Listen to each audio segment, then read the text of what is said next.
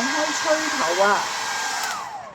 我哋大人咧洗乾咗頭，尤其是產婦呢個月咧，你就盡快去吹乾個頭，等啲毛孔，因為佢有少少張開咗咧，咁就等佢濕咗就論盡啦。咁所以你一定要吹乾個毛孔。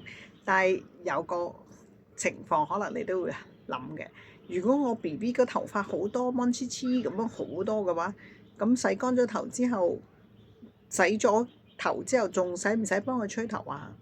唔使㗎，你用毛巾幫佢擦翻乾頭就得啦。好啦，如果我哋大人吹頭咧，你點樣為之乾透咧？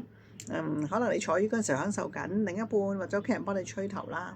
咁如果你吹咗個頭，你覺得好熱，其實咧你有個方法㗎，將個風筒較去嘅冷風度吹一吹，你覺得好凍咧，其實裏邊咧仲有好多濕氣喺度。咁呢個方法都幾好喎，即係唔使靠插隻手落去摸啦，覺得自己夠暖啦。總之你吹完你覺得乾透咯喎，咁你就開一個冷風吹一部分。開咗冷風吹，我感覺到凍咧，即係話你個頭仲未乾透。記住啦。